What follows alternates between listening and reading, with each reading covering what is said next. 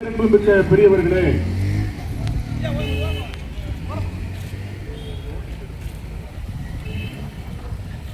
வாக்காளர் பெருங்குடி மக்களே,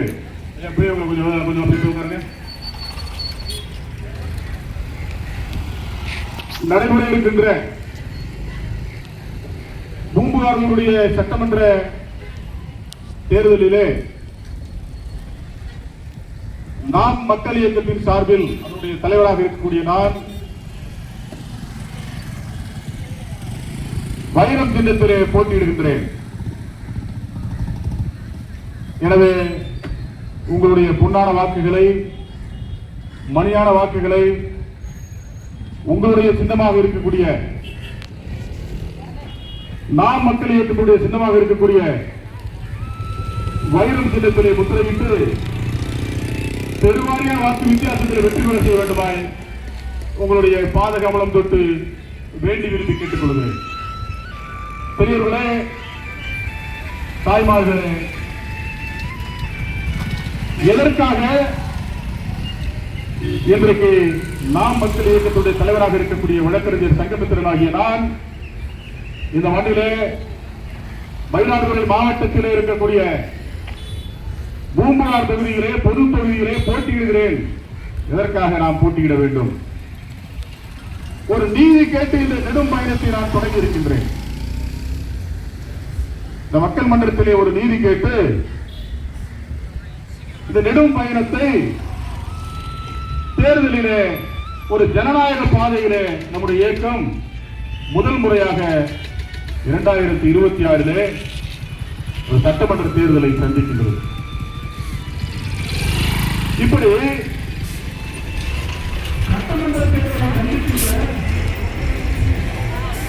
நாம் மக்கள் இயக்கத்துடைய ஒரு கொள்கையாக இந்த தேர்தலிலே ஒரு பெரும் முழக்கங்களை முன்னிறுத்தி இந்த மக்களிடத்திலே, மக்கள் மன்றத்திலே வாக்குகளை கேட்டுக் கொண்டிருக்கிறது. நாகப்பட்டினம் மாவட்டமாக இருக்கின்ற போது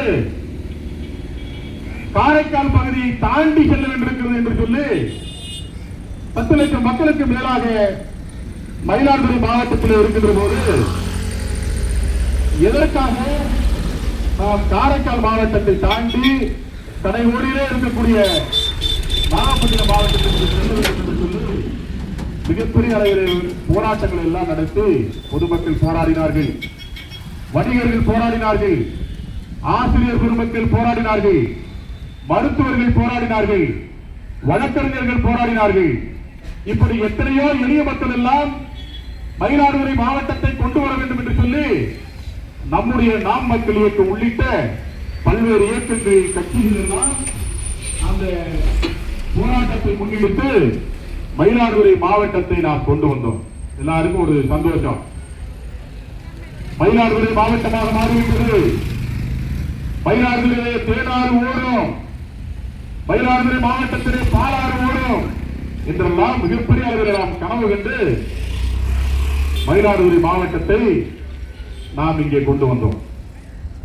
ஆனால் மயிலாடுதுறை மாவட்டம் கொண்டு வந்த பிறகு இங்கே வந்திருக்கின்ற ஆட்சியாளர்கள் அரசியல் பிரமுகர்களோடு நெருக்கமாக உறவுகளை வைத்துக் கொண்டு இந்த மாவட்டம் சீரழிந்து போவதற்கு, இந்த மாவட்டம் அழிந்து போவதற்கு மிக பெரும் காரணமாக அரசியல்வாதிகளும் ஆட்சியாளர்களும் அதிகாரிகளும் காரணமாக அமைந்து விட்டார்கள்.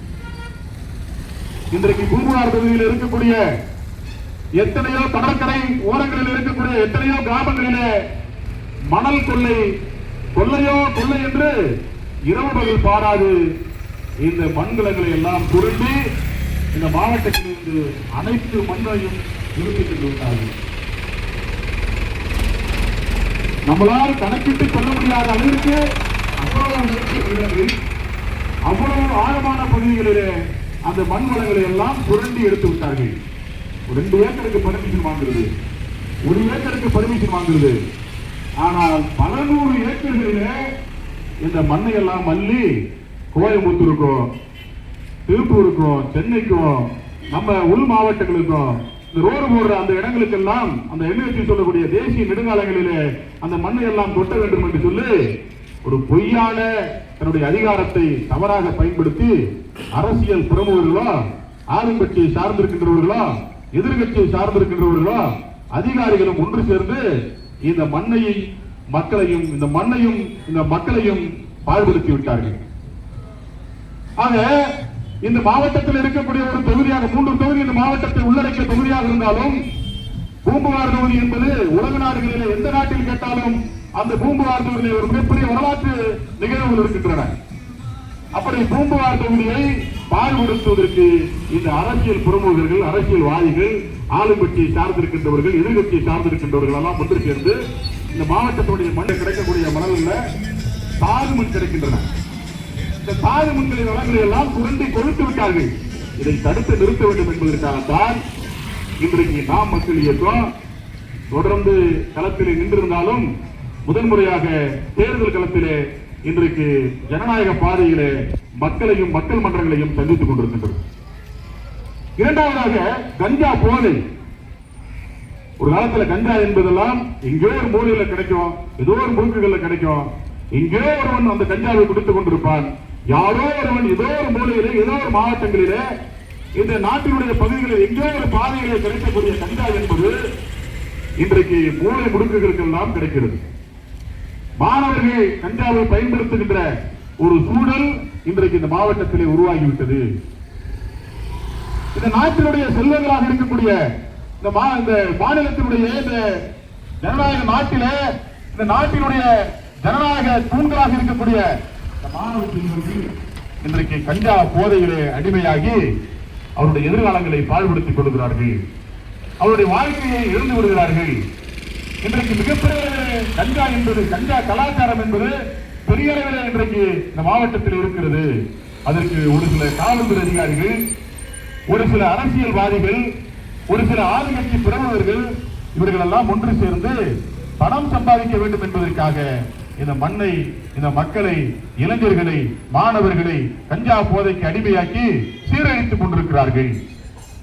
இந்த கஞ்சா கலாச்சாரத்தை இந்த தலைமுறையை விட்டு அடுத்த தலைமுறைக்கு கடத்திவிடக் கூடாது என்பதற்காகத்தான் இன்றைக்கு நாம் மக்கள் இயக்கம் இரண்டாவது மிக பெரும் கொள்கையாக இந்த கஞ்சா ஒழிப்பை கையில் எடுத்து இந்த மாநிலம் முழுவதும் சுற்றுப்பயணம் செய்திருக்கிறது. அந்த கஞ்சாவை ஒழித்து தீர வேண்டும் என்பதற்காகத்தான் இன்றைக்கு இந்த தொகுதியிலே நாம் மூன்றாவதாக பாலியல் வன்கொடுமைகள். மயிலாடுதுறை மாவட்டத்தில் நீங்கள் எல்லாம் பார்த்திருக்கலாம்.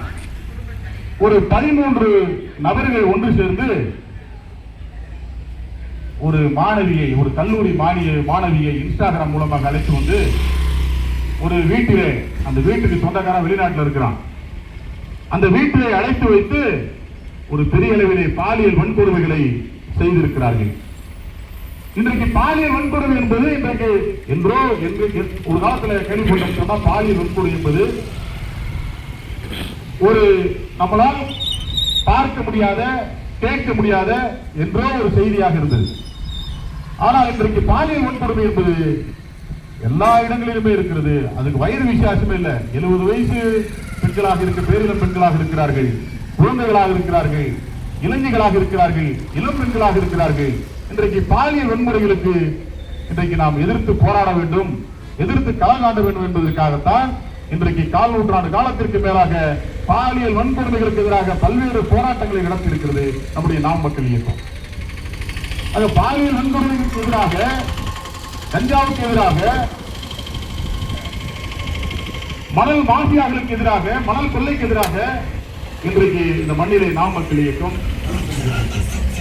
அடுத்ததாக கள்ளச்சாராயம். கள்ளச்சாராயத்தை பார்த்தீங்கன்னு சொன்னா இன்னைக்கு சொல்லவே முடியல. இந்த தொகுதி முழுவதும் இன்றைக்கு இருக்கக்கூடிய பெரம்பூர் காவல் நிலையம், இந்த பக்கம் பொறையாறு காவல் நிலையம், அந்த பக்கம் பாலையூர் காவல் நிலையம், இந்த பக்கத்தில் செம்மனார்கோவில் காவல் நிலையம், அந்த பக்கத்தில் பாகசாலை காவல் நிலையம், இப்படி பூம்புகார் காவல் நிலையம். இந்த காவல் நிலையங்கள் பாத்தீங்கன்னா இங்கே செக் போஸ்ட் சொல்லக்கூடிய இந்த செக் போஸ்ட், இங்க நல்லாத்தூர் செக் போஸ்ட், அங்க நண்டலாறு செக் போஸ்ட். இந்த செக் போஸ்ட் வழியாக காவல்துறைகளுக்கு தெரிந்தே கள்ளச்சாராயம் என்பது கடத்தப்படுகிறது. காவல்துறை அதிகாரிகளுக்கு தெரிந்து இன்றைக்கு நெடுங்காட்டிலிருந்து கள்ளச்சாராயம் கடத்தி வரப்படுகிறது. அந்த கள்ளச்சாராயம் கடத்தி வருகின்ற வாகனத்துக்கு முன்பாக ஒரு இருசக்கர வாகனத்திலே ஒரு தனிப்பிரிவினுடைய ஒரு அதிகாரி அந்த வண்டிக்கு பாதுகாப்பாக சென்று கொண்டிருக்கிறார். அவரும் பெரம்பூர் காவல் நிலையத்திலிருந்து மாற்றப்பட்டு பெரம்பூருக்கு கொண்டு சென்றார்கள். இப்படி இந்த தொகுதியில இந்த மாவட்டத்தில் பல இடங்களிலே கள்ளச்சாராயம் என்பது ஆறாக ஓடுகிறது. இந்த கள்ளச்சாராயத்தில் பாதிக்கப்படுகின்றவர்கள் யாராக இருக்கிறார்கள் என்று கேட்டால் ஒரு விவசாயியாக இருக்கிறார்கள், எளிய மனிதர்களாக இருக்கிறார்கள், அன்றாடம் காட்சிகளாக இருக்கிறார்கள். இதையெல்லாம் தடுத்து நிறுத்தணும். கள்ளச்சாராயத்திற்கு எதிராக, கஞ்சாவுக்கு எதிராக, பாலியல் வன்கொடுமைகளுக்கு எதிராக, மணல் மாஃபியாக்களுக்கு எதிராக இந்த நாம் மக்கள் இயக்கம் இந்த களத்தை கண்டு கொண்டிருக்கிறது. இப்படி இதைத்தான் முன்னிறுத்தி உங்களிடத்தில் நாங்கள் வாக்கு கேட்கிறோம். மண்ணில் இளம் தலைமுறைகள் வருகின்ற தலைமுறையை விட்டுட்டு போயிட முடியாது. இப்பவே நம்ம இடத்துல தண்ணி கிடைக்க மாட்டேது. ஒரு காலத்துல 10 அடி ஆழத்திலே தண்ணி கிடைத்தது, 15 அடி ஆழத்திலே தண்ணீர் கிடைத்தது. எங்க ஊரெல்லாம் 18 அடி ஆழத்துல ஒரு லென்த் பைப்பை உள்ள இருக்கிறவனா நல்ல தண்ணி கிடைத்தது. ஆனால் இன்றைக்கு தண்ணீர் கிடைக்கிறதா?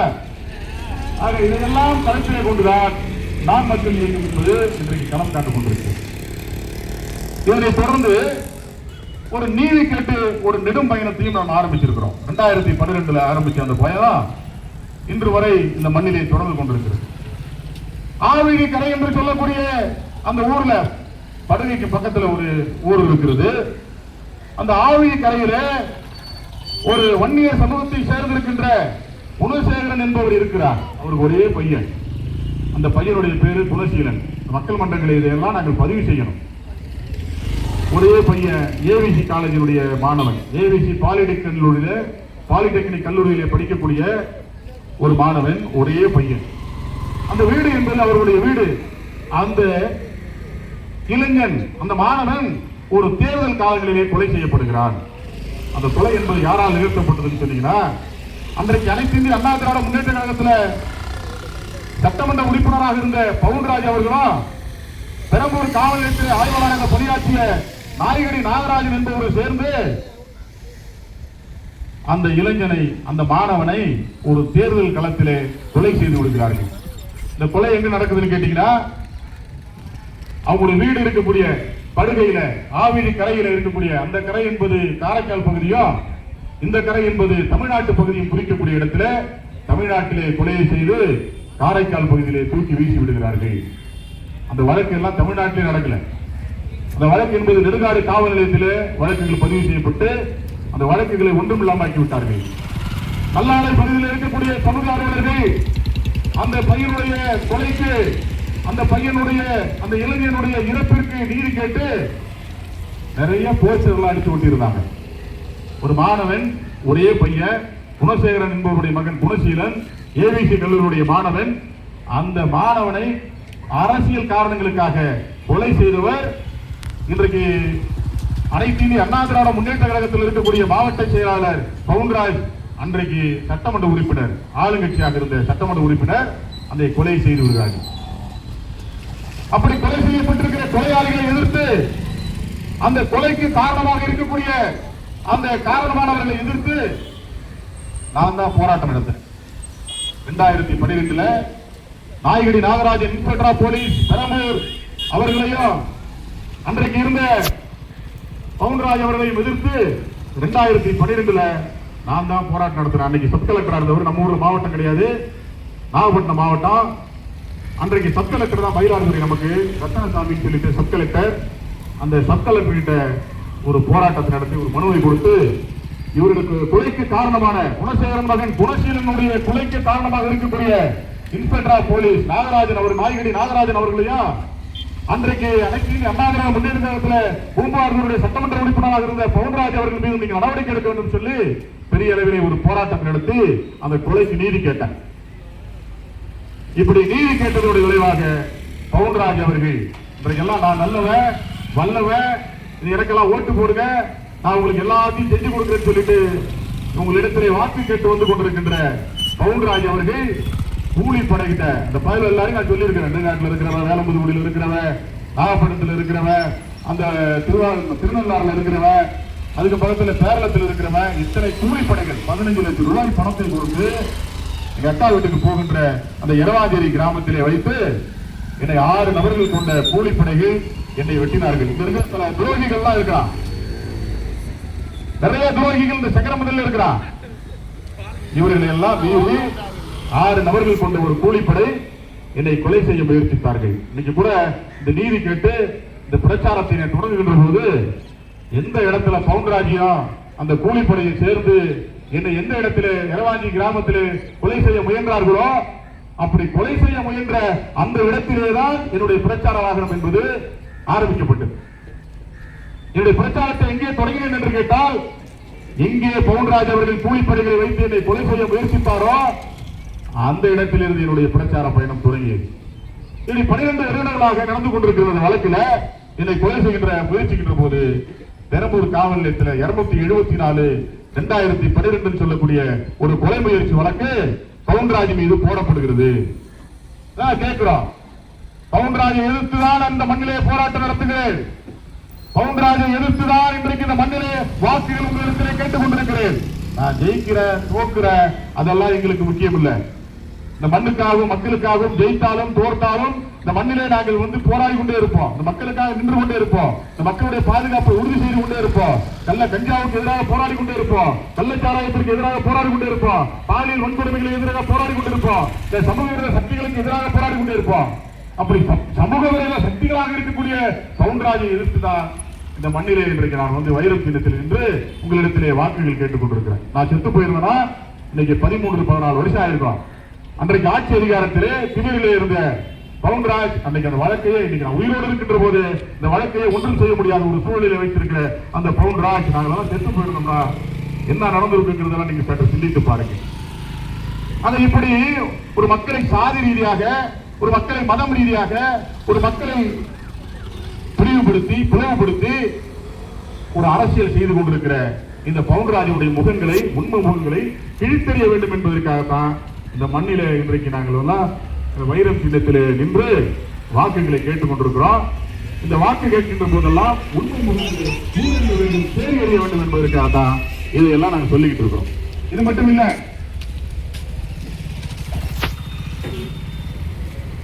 கொண்டத்தூர்ல ஒரு குவாரி கேள்விப்பட்டிருப்பீங்க. கொண்டத்தூர்னு சொல்லக்கூடிய ஒரு இடத்துல பாகசாலை லிமிட் கொண்டத்தூர்ல மதியழகன் என்கிற ஒருவர் இருக்கிறார். அவர் ஒரு பிரஸ் ரிப்போர்ட்டர். அவர் சொந்தமாகவே ஒரு பத்திரிகை நடத்தி கொண்டு கொண்டத்தூர்ல ஒரு சவுடுமண் குவாரி போடுறாரு. அந்த சவுடுமண் குவாரியை போடுகின்ற போது அவர் அந்த சவுடுமணி கூட என்கிட்ட கொடுன்னு சொல்லி இவர் கேட்கிறார். பவுண்டராஜ் கேட்கிறாரு. அவர் கொடுக்க மறுக்கிறார். உடனடியாக கூலிப்படைகளை வைத்து வாங்க கூலிப்படைகளை வைத்து நள்ளிரவு 11:45 மணிக்கு அவரை மயிலாடுதுறை அனைத்து இந்திய அண்ணா திராவிட முன்னேற்ற கழகத்துடைய அலுவலகத்திற்கு குண்டர்களை வைத்து தூக்கிட்டு வந்து வச்சு அவருடைய நெத்தியில அவர் சம்பந்தி வேதாரண்யத்தில் இருக்கக்கூடிய அவருடைய சம்பந்தி அவருடைய நெத்தியில துப்பாக்கியை வைத்து அவரிடத்தை வெற்று பத்திரத்தில் கையெழுத்து வாங்கி பணத்தை பெற்றுக்கொண்டு குவாரியை நான் விற்றுவிட்டேன் என்று சொல்லி ஒரு பெரிய அந்த குவாரியை அபகரிப்பு செய்தவர் இன்றைக்கு நல்லவரை போல வேடம் காட்டிக் கொண்டு கொலை செய்து இந்த பூங்காடுவதில் எப்படி எந்த காரணத்தின் அடிப்படையில் நீங்க அந்த மண்ணில் நிற்கிறீங்க, கொலை செய்யறீங்க, கொலை முயற்சி செய்யறீங்க, குவாரியை எழுதி வாங்குறீங்க, இப்படி பல்வேறு சமூக விரோத சட்டத்திற்கு புறம்பாக எல்லா வேலையும் செய்துவிட்டு எனக்கு ஓட்டு போடுங்க. இரட்டை என்பது எம்ஜிஆர் அவர்களால் உருவாக்கப்பட்டு இன்றைக்கு இருந்த முக்கிய அந்த அரசியல்வாதிகளால் உருவாக்கப்பட்டு இன்னைக்கு வரைக்கும் நின்றுட்டு இருக்கு. அதன் பின்னர் மாண்புமிகு அம்மா புரட்சி தலைவர் அவர்கள் அதை வழிநடத்தினார்கள். அதற்கு பிறகு தற்போது எடப்பாடி அவர்கள் வழிநடத்திக் கொண்டிருக்கிறார்கள். நாங்க அதெல்லாம் ஒண்ணும் சொல்லல. இந்த மண்ணில் வாழ்ந்திருக்கிறோம். எனக்கு அந்த ஊர் தான் எடுத்துக்கட்டு என்பது என்னுடைய ஊர். அது என்னுடைய பூர்வீக குடி. நாங்க தான் அந்த ஊருடைய சொந்தக்காரர்கள். பூர்வீகமாக அந்த மண்ணில் வாழ்ந்தவர்கள் நாங்க தான். இவர்கள் எல்லாம் வேறொரு ஊர்களில் இருந்து சீர்காழியிலிருந்தும் காத்திருப்பிலிருந்து செம்பருப்பிலிருந்து இங்க வந்து ஆத்துப்பாக்கத்திலே குடியேறி பின்னர் எடுத்துக்கட்டு பஸ் ஸ்டாண்டுக்கு வந்து அதுக்கு பிறகு வெள்ளாளத்தூரிலே குடியேறி இருக்கிறவர்கள். அந்த ஊருக்கு அவர்களுக்கு எந்த விதமான சம்பந்தமும் கிடையாது. இதெல்லாம் நாங்க எங்க வேணாலும் சொல்ல தயாரா இருக்கிறோம். நீங்கள் செய்திருக்கிற 2013 ஜூன் மாதம் 3ஆம் தேதி 2012 உன்னை பற்றி ஒரு 3/4 மணி நேரம் பேசி ஒரு CD வெளியிட்டு இருக்கிறார். அதை எடுத்து பாருங்க. அவன் யாரு, என்ன, எங்க இருந்து வந்தாங்க எல்லா தகவலும் அதில் இருக்கும். இப்படி குவாரி எழுதி வாங்கி இருக்கிறார்கள். சிங்கப்பூர்ல ஒருத்தர் இருக்கான். அவன் பேரு ராஜ்மோகன். அவருடைய சொத்து அரசாங்கத்தினுடைய வேல்யூபடி, அரசாங்கத்தினுடைய கைட்லைன் வழிபடி அது 6 கோடி ரூபாய். அவர் அந்த வீட்டை இங்கே விட்டுவிட்டு மயிலாடுதுறையிலே மகாஜன தெருவில் விட்டுவிட்டு அவர் சிங்கப்பூர் சென்று விடுகிறார். சிங்கப்பூரில் அவர் செட்டில் ஆயிருக்கின்ற போது அவருடைய வீட்டை அவருக்கு தெரியாமலேயே அவர் அந்த வீட்டை விட்டுவிட்டதாக சொல்லி அந்த வீட்டையே அபகரித்து விட்டார்கள். கொஞ்ச நாள் கழிச்சு தான் அவருக்கே தெரிய வருது, நம்முடைய வீட்டை இவர்கள் எழுதி வாங்கி விட்டார்கள் சொல்லி. அதுல வேற லோனை போட்டு அந்த இடத்துல வீடு கட்டியிருக்கிறார். இதை செய்தவர் இன்றைக்கு அதிமுக அவருடைய இன்னைக்கு வேட்பாளராக இன்னைக்கு உங்க இடத்துல வந்து கொண்டிருக்கிறார். 6 கோடி ரூபாய். ஆனா இன்னைக்கு தனியா விட்டோம்னா எத்தனை கோடி? அது 50-60 கோடி ரூபாய்க்கு போகக்கூடிய அந்த இடத்தை அபகரித்து அவருக்கு தெரியாமலே அவர் 2018 இருந்து போராடி 2022 அன்றைக்கு நாகை மாவட்டமாக இருக்கின்ற மாவட்ட குற்றப்பிரிவிலே அதனுடைய குற்ற எண் 5 2022 சொல்லக்கூடிய ஒரு குற்ற எண்ணில் 420, 406, 470, 471 அப்படின்னு சொல்லிட்டு 8 பிரிவுகளுக்கு கீழே அவர்கள் மீது வழக்கு பதிவு செய்யப்பட்டிருக்கிறது. இன்னைக்கு அது எஃப்ஐஆர் போட்டிருக்கு. ஒரு குற்றம் செஞ்சாக்க ஒரு எஃப்ஐஆர் போட்டாக்க நம்ம ஊர்ல போலீஸ் என்ன விரட்டலாம், முதல்ல கேஸ் போட்டு சொல்லிட்டு வீட்டுல படுக்க விடுறானா. ஆனால் இத்தனை ஆண்டு காலமாக வழக்குகள் பதிவு செய்யப்பட்டு இன்னைக்கு ஒரு நிலுவையில் இருந்து கொண்டிருக்கிறது. இப்படி கொலை முயற்சி வழக்குகளை செய்தவர்கள், கொலை செய்தவர்கள், வீடை அபகரித்தவர்கள், குவாரியை துப்பாக்கி முனையிலே எழுதி வாங்கியவர்கள், அதாவது சட்டியில் ஒரு செய்தி போட்டான் சிங்கப்பட பாணியில் சொல்லிட்டு அவரை கடத்தி சென்று அதையெல்லாம் தினகரன் பத்திரிகைகள் எல்லாம் அன்றைக்கு எழுதியிருந்தார்கள். அதனாலதான் நாங்கள் கேட்கிறோம், இப்படி கொலை செய்தவர்கள் உங்களுக்கு வேட்பாளரா? இப்படி கொலை அடித்தவர்கள் உங்களுக்கு வேட்பாளரா? இப்படி கொலை முயற்சி செய்தவர்கள் உங்களுக்கு வேட்பாளரா? சட்டமன்ற உறுப்பினரா? யோசித்து பார்க்க வேண்டும். அன்பு பெரியவர்கள், அருமை தாய்மார்களே, இன்றைக்கு கூட இன்னைக்கு இருக்கக்கூடிய திருவேதா முருகன் அவர்கள் 5 ஆண்டு காலம் 10 வருஷ காலத்தில் அதிமுக இந்த மண்ணிலே ஆண்டு கொண்டிருந்தது. 10 வருஷம், 1 வருஷம் 2 வருஷம் இல்ல, முதல் 5 ஆண்டு காலம், அடுத்தது 5 ஆண்டு காலம், 10 ஆண்டு காலத்திலே சங்கரன் மந்தலுடைய சுற்றுவட்டார பகுதியில் இருக்கக்கூடிய விவசாயம் சார்ந்திருக்கின்ற ஏதோ ஒரு விஷயத்துல ஏதாவது விவசாயியோட நலனுக்காக ஏதாவது செஞ்சிருக்கிறாங்களா? இந்த மாணவர்களுக்கு ஏதாவது செய்திருக்கிறார்களா? இந்த மண்ணுக்கு ஏதாவது செய்திருக்கிறார்களா? எங்க ஊர்ல கூட ஒரு ரோடு எடுத்துக்கிட்டு பஸ் ஸ்டாண்ட்ல இருந்து எங்க ஊர் வரைக்கும் போவோம், ஒரு 1.5 கிலோமீட்டர் ரோடு. அதுல அன்றைக்கு 10 ஆண்டு காலம் அன்னைக்கு எம்எல்ஏ இருந்த பவுன்ராஜே போடல, 5 ஆண்டு காலம் நிவேதா முருகன் போடல. அதற்கு பிறகு மக்களை திரட்டி எடுத்துக்கிட்டு பேருந்து நிலையத்தில் பெரிய அளவில் ஒரு சாலை மறியலை செய்து அடுத்த கட்ட 2ஆம் கட்ட போராட்டத்தை அறிவித்த பிறகுதான் அந்த சாலையே போடப்பட்டது. தண்ணீர் வசதி இல்ல, மின்சார வசதி இல்ல, ரோடு வசதி இல்ல. இத்தனைக்கு 10 வருஷ காலம் இந்த மண்ணில ஒரு சட்டமன்ற உறுப்பினர் மீண்டும் கிட்ட கேட்கிறார், 5வது முறையாக யாருக்கு ஓட்டு போடுங்க இருக்கின்ற போதே செய்தார். அவர்கள் ஜெயித்த பிறகு இந்த மண்ணிலே என்ன செய்ய போகிறாங்க அப்படிங்கிற விஷயத்தை நீங்கள் சற்று சிந்தித்து பார்க்க வேண்டும்.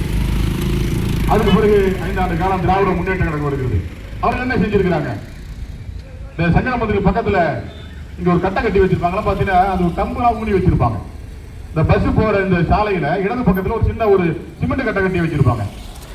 அந்த சிமெண்ட் கட்டைக்கு பக்கத்துல அந்த கட்டை கட்டுவதற்கு முன்பாக அந்த இடத்துல கொள்ளிட மணல் போல மண்ணு, சக்கரை மாதிரி நாட்டு சக்கரை போல இருக்கு அந்த மண்ணு. அந்த மண்ணை அள்ளி விற்றவர் இன்றைக்கு உங்களிடத்தில் ஓட்டு கேட்டு வந்து கொண்டிருக்கிறார் நிவேதா முருகன்.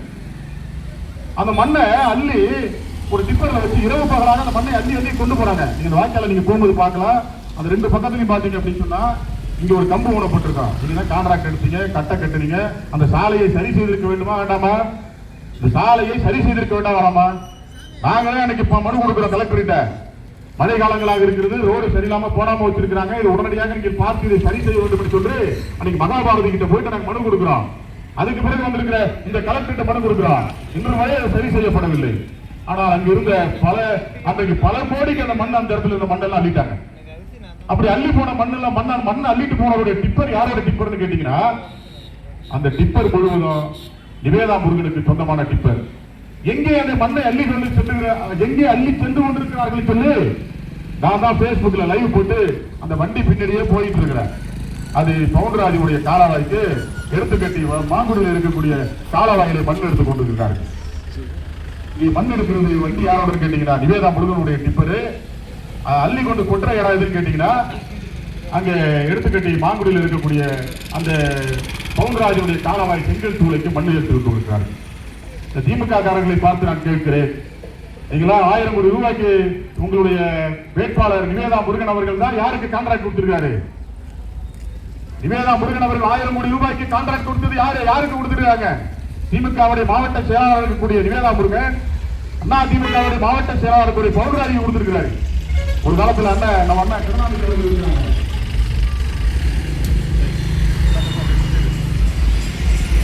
அப்ப இன்னைக்கு திராவிட முன்னேற்ற கழகத்துல அவங்க அப்ப நான் வந்து வழக்கறிஞரா வந்த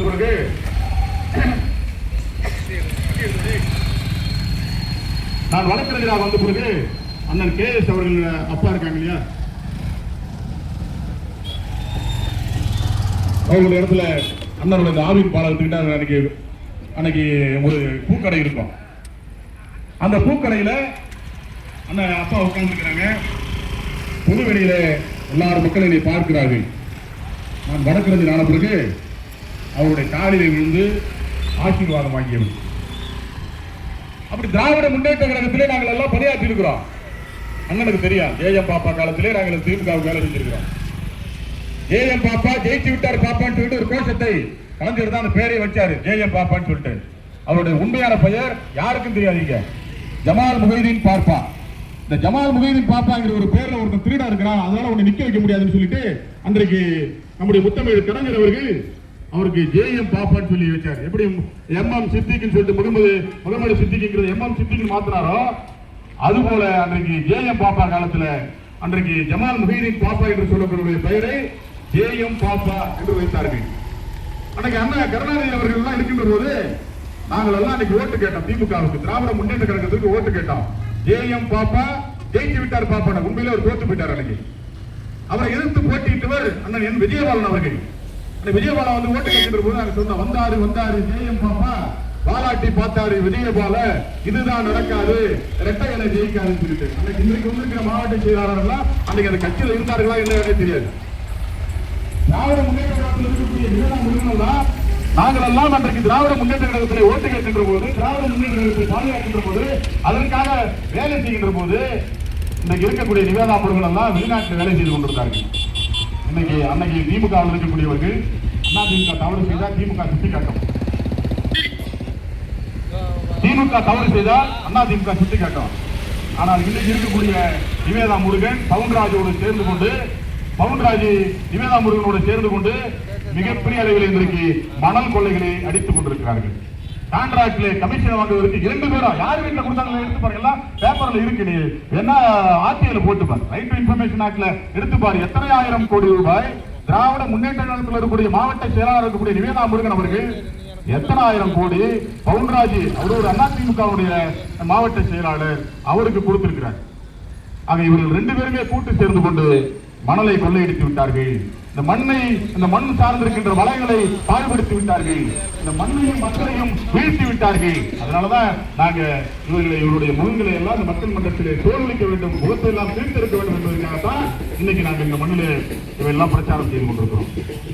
எனவே தயவு செய்து அன்பு பெரியவர்களே, அருமை தாய்மார்களே, வியாபார பெருங்குடிகளே, வணிகர்களே, தொழிலாளர்களே, தோழர்களே, எல்லோரும் தயவு செய்து கூட்டணி என்கிற ஒரு தர்மத்தினுடைய அடிப்படையிலேயே உங்களுடைய வாக்குகளை வீணடிக்காமல், சிந்தாமல், சிதறாமல் வைரம் சின்னத்திற்கு முத்திரையிட்டு எங்களை பெரும்பாலான வாக்கு வித்தியாசத்தில் வெற்றி பெற செய்ய வேண்டுமாய் உங்களுடைய பாத கமலம் தொட்டு வேண்டி விரும்பி கேட்டுக் கொள்கிறோம்.